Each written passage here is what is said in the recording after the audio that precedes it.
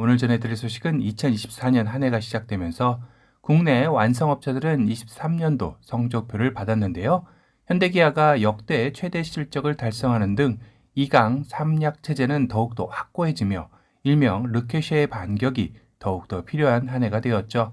그런 만큼 르케쉐의 신차들 역할도 더욱더 중요해진 시점이라 할 수 있을 것 같습니다. 이미 2024년 르케쉐의 신차들에 대해서는 여러 번 다뤄드린 적이 있었는데요. 하지만 우리가 그동안 잊고 지냈던 르케쉐의 숨은 신차들에 대해 시리즈로 다뤄보는 시간을 가져볼까 합니다. 그 첫 번째 시간으로 오늘은 KGM의 신차 프로젝트 중 아직 빛을 보지 못한 프로젝트가 존재하는데요. 지금의 KGM이 되기 전 쌍용 자동차 시절 부활을 위한 정말 중요한 두 개의 프로젝트가 진행 중이었었죠. 그건 바로 중형 SUV와 미니밴이었습니다. 중형 SUV는 이미 토레스로 성공적인 데뷔를 마쳤는데요. 이를 통해 파생 모델과 파생될 모델들로 토레스 EVX, 토레스 쿠페 SUV 500으로 순차적으로 진행될 예정입니다. 그런 만큼 현재 KGM에 있어서 토레스는 없어서는 안 될 효자 모델로 등극하며 첫 번째 프로젝트는 성공적인 데뷔를 마쳤습니다. 그렇다면 나머지 미니밴 프로젝트는 어떻게 진행되고 있는 것일까요? 당시 관련 업계에서는 이 프로젝트명이 A200으로 알려지며 고란도 투리스모의 부활을 예상하기도 했습니다. 하지만 프로젝트를 진행할 당시 쌍용 자동차의 상황은 지금의 토레스를 내놓기도 버거운 상황이었기에 미니밴 프로젝트 역시 진행하기에는 역부족이었을까요? 그 이후 이렇다 할 개발 소식이나 검토 중이라는 소식이 없는 것도 사실이었습니다.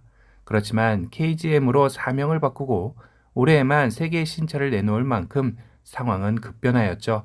그러다 보니 관련 업계에서도 잠시 잊혀졌던 쌍용 자동차 시절 미니밴 프로젝트 A200이 재가동되는 게 아니냐라는 추측설이 나오기 시작했습니다.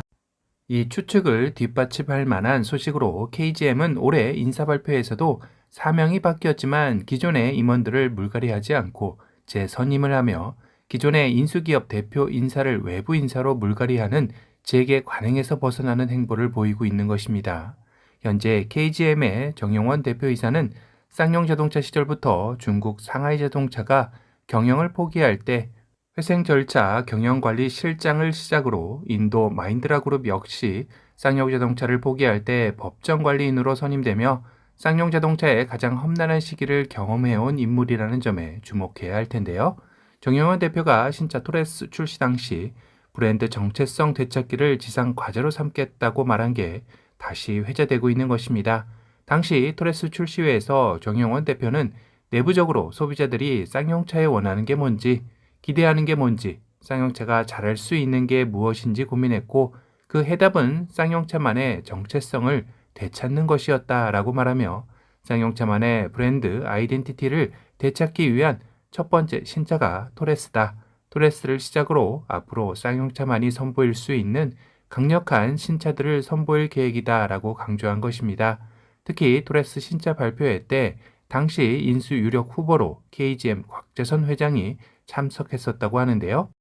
이에 영감을 받아서인지 곽재선 회장은 작년 비전테크 데이에서도 우린 현대기아가 아니다. 차별화 전략으로 승부를 보겠다고 인터뷰하면서 더욱더 KGM만의 차별화된 모델이 필요한 시점이 되었다라고 판단하고 있다는 것을 알 수 있었습니다.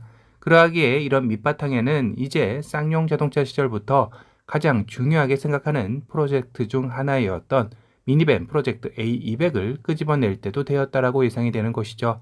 물론 정영현 대표가 최근 인터뷰에서는 다양한 라인업을 구축하기엔 현 캐파를 넘어서고 있어 당분간은 SUV에 집중해서 개발 계획 방향을 잡고 있다고 언급한 것이 약간 불안 요소이긴 합니다.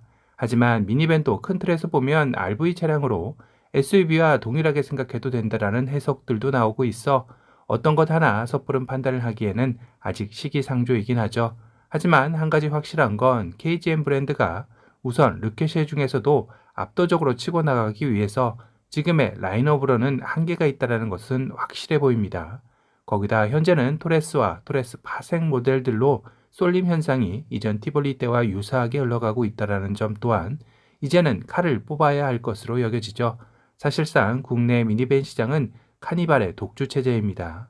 물론 현대에 스타리아가 있다곤 하지만 스타리아는 패밀리용 미니밴이라는 이미지보다는 상업용 이미지가 강하다 보니 양분하는 경쟁 모델로 보는 것도 무리수가 있긴 합니다.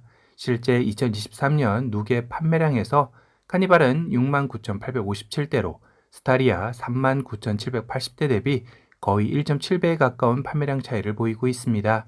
이 틈새를 잘만 노린다면 연 3만 대 이상의 판매고를 올릴 수도 있는 시장이라는 생각이 들죠.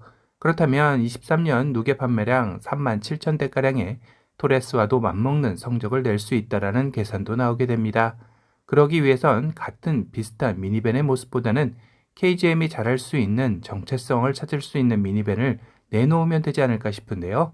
카니발이 잘생기고 잘 빠진 미니밴이라면 KGM의 미니밴은 근육질의 모습에 토레스에 첫 적용된 새로운 디자인 철학인 파워드 바이 터프니스를 입힌다면 이야기는 달라질 것으로 여겨집니다. 강인한 미니밴의 탄생은 아빠들의 또 다른 소비 심리를 충분히 자극해 성공적인 데뷔를 할 수 있을 거라는 생각이 드는데요. 구독자님들의 생각은 어떠신가요?